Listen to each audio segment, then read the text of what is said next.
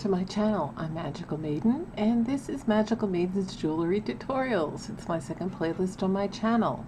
So if you haven't checked out that playlist, do it after you watch this video.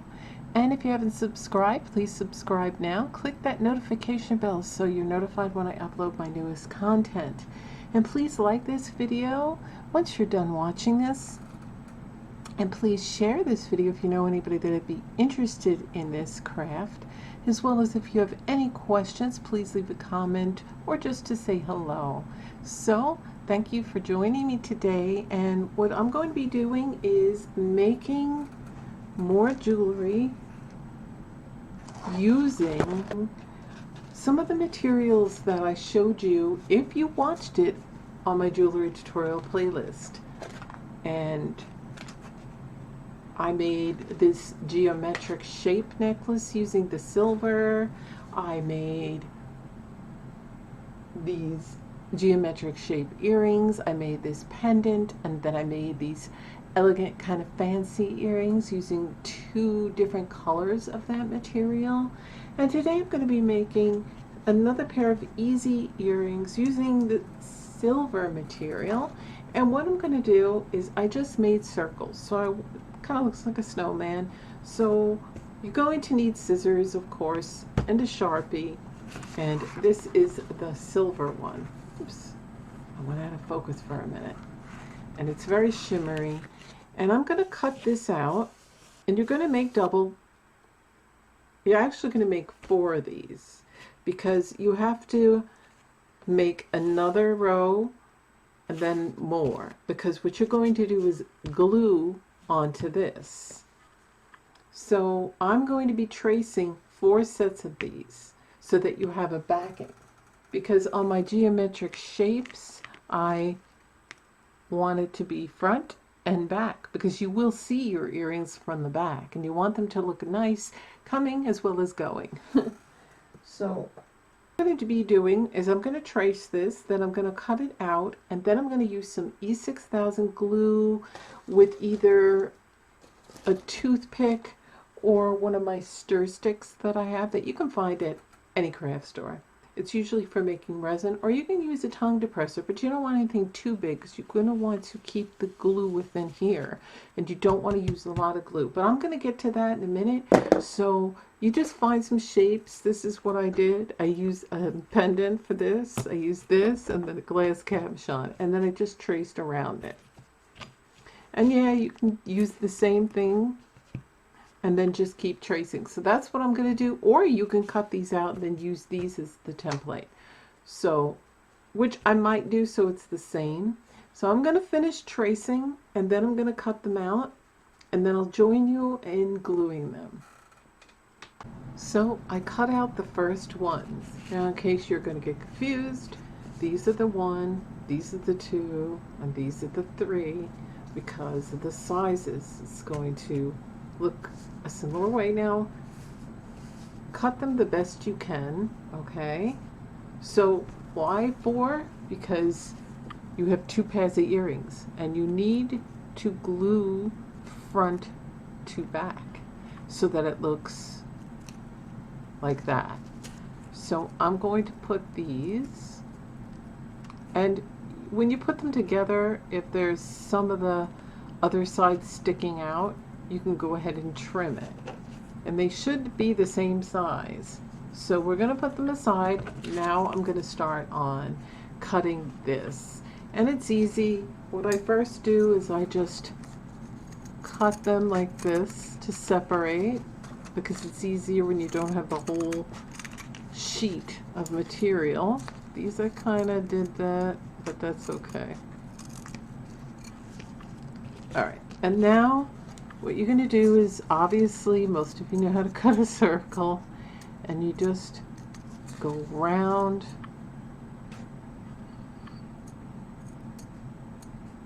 Take your time, make sure your scissors are sharp. And sometimes they don't come out very round. If you have one of those shape punchers that can punch different sizes of the shape you want, that would be a good time to use it. But if it only works, I don't know if that will work on material, but it should. So if you see like it's not completely rounded, go ahead and just get like a hair off. It'll be number 2, you see? 1, 2 that's bigger, and then they get bigger. So I'm going to continue cutting them off camera for time's sake, and I'll be right back once they're all cut and ready to glue. Okay, so I've cut out all the shapes. Now what's left to do is take some E6000 glue. You can either use a toothpick or some skinny sticks, but they're stir sticks. I use these when I make resin jewelry to stir the resin. Now, let's get these shapes, is we have to glue. And then we can trim up any frayed ends or clean it up to make sure that the ends match evenly. Because even though you cut it to the best of your abilities, there's always that, maybe it won't. I'm going to have to pick up more E6000 glue soon. Alright, so you just spread it on one side of that, and I got an awful lot, so I'm just going to distribute it over here and a little onto the number 2s.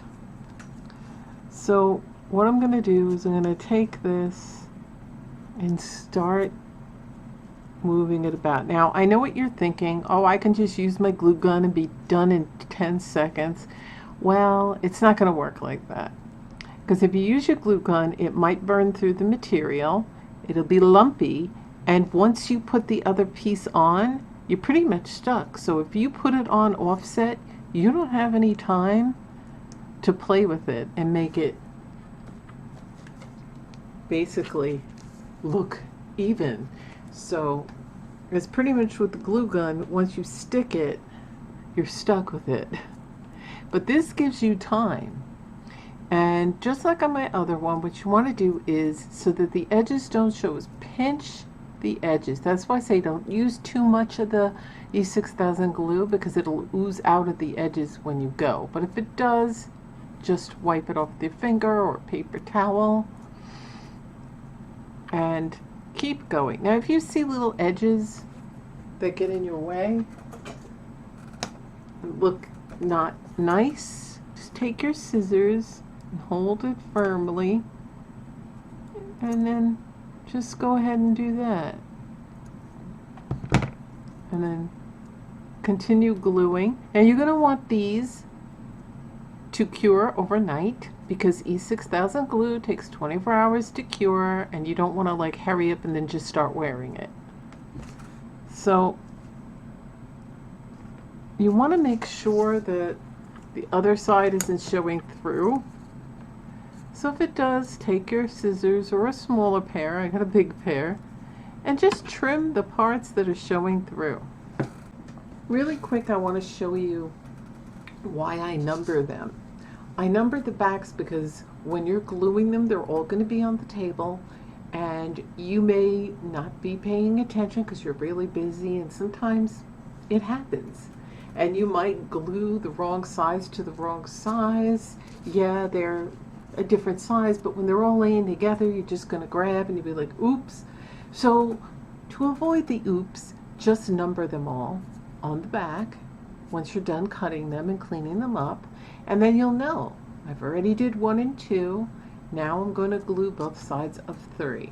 So it's easy when there's only the one number, but if you're having them all around you, it makes more sense to just number the back, so that you know you might be busy, you might be talking to somebody while you're crafting, and then you accidentally glue the 2 halves together. So to avoid that, it's just a little tip. So here I have them. They're all glued and ready to go. Now, if you don't want to mess with it yet, you should really wait for the glue to adhere at least a good 20 to 30 minutes. And then you can make the holes and hang them, but I wouldn't wear them, like I said, for 24 hours. You want it as close to the edge, but not too close to the edge because it could rip. Okay? So now you've waited for your glue to dry, and we're going to make a hole. So see, I put the push pin right there.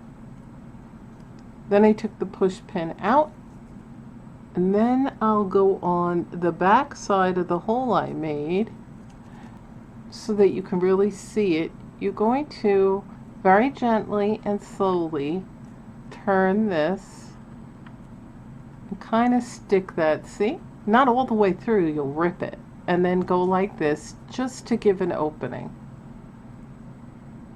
And then you want to go on the other side. Remember, don't put it too close to the top because it will rip. And I'm going to go ahead and continue that with my push pin and my round nose. Again, as close towards the top as you can, but be careful not to put it too close, and go slow and be gentle or you'll rip it and then you'll have to cut out more. Okay, now I've gone ahead and made all the holes. And now what you're going to do is you're going to get yourself some jump rings.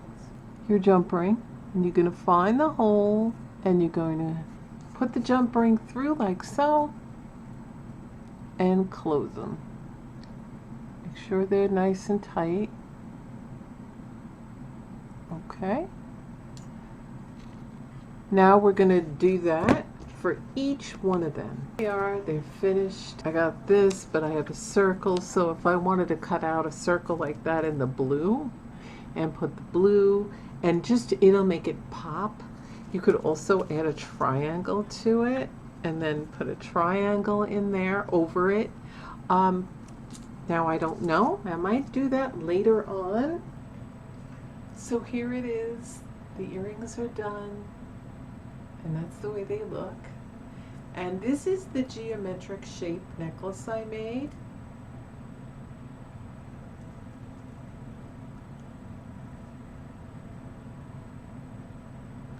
And it was using the same material that I used for the earrings.